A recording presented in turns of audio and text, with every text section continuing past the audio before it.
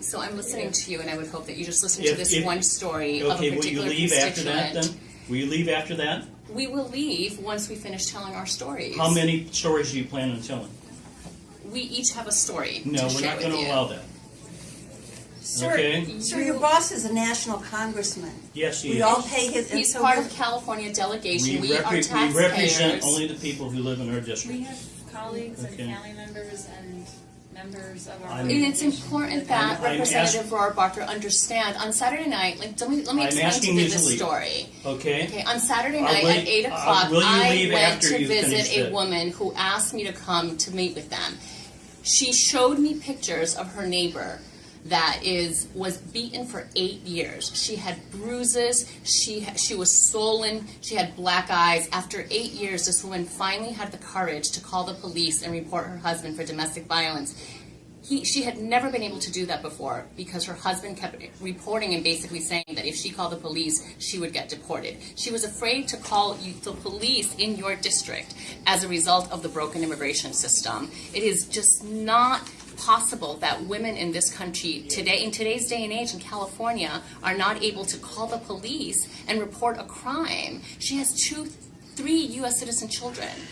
This is one of your constituents who has lived in fear under brutal violence day after day after day for 8 years in your district because your boss, Congressman Rohrabacher, has not acted on immigration reform. Fixed. And I also have an uncle and an aunt that even though their children are citizens of this country, they are not able to drive them to school, they're not able to take them to their soccer games, they're not able to take them to band class because they're not able to drive, they don't have access to a driver's license, they don't have access to take their mother to the hospital, my grandmother, for medical needs.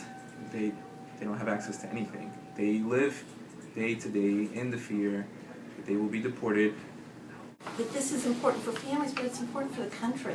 To be stronger, we need the workforce, we need the contributions to the Social Security system. Everything, all studies have shown that legalizing the population will help the economy.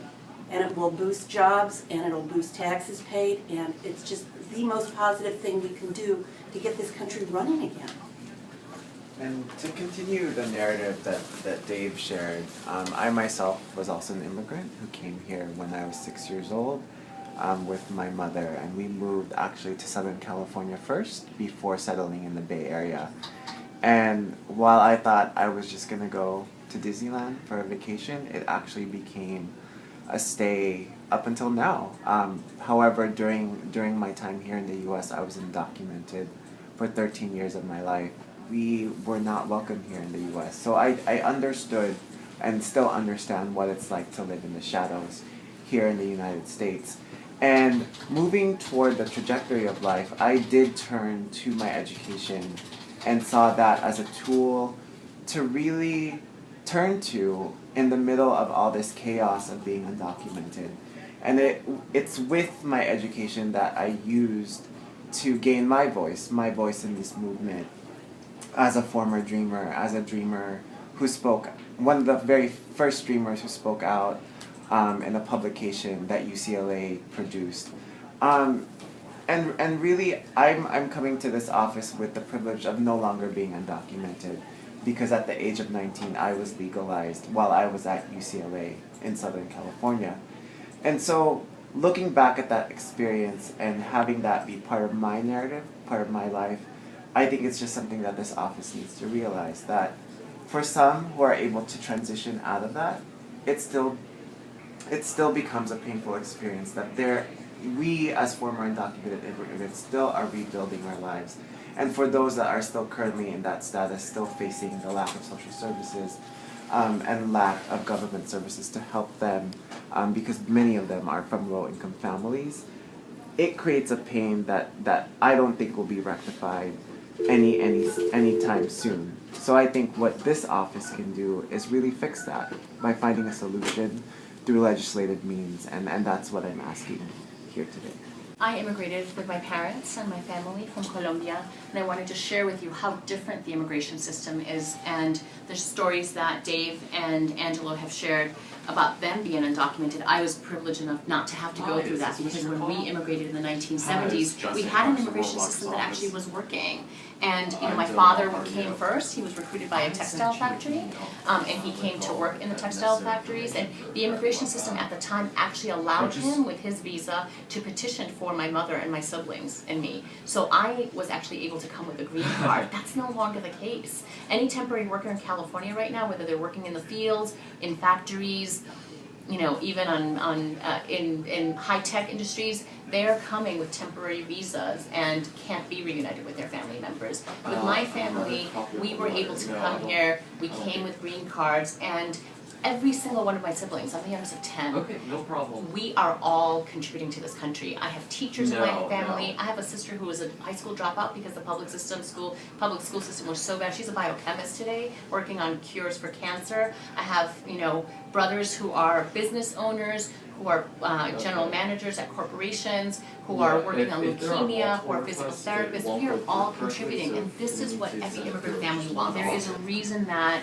people from across all sectors of society, the business community, conservative faith groups, the high-tech industry in California, the agricultural industry in California, law enforcement agents. I mean, there is a reason this broad, diverse coalition has come together to ask Representative Rohrabacher and his colleagues in Congress to do the right thing. This is one of our greatest civil rights issues of our nation at this time, and we need a vote in 2014. Inaction is just not acceptable.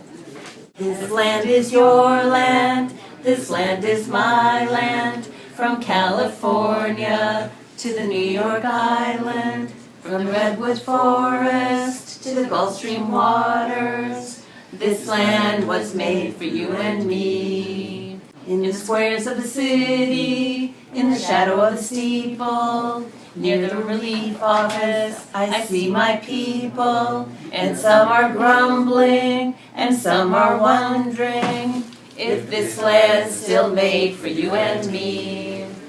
This land is your land, this land is my land, from California to the New York Island, from the Redwood Forest to the Gulf Stream waters.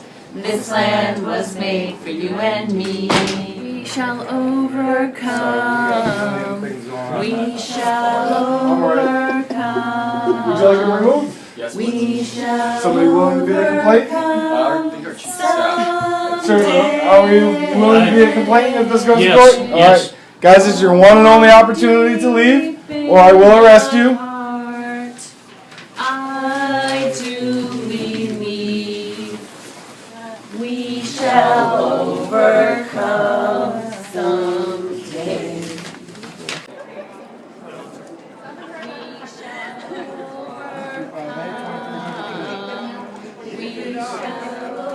Chanting in the hallways disturbing the peace. So.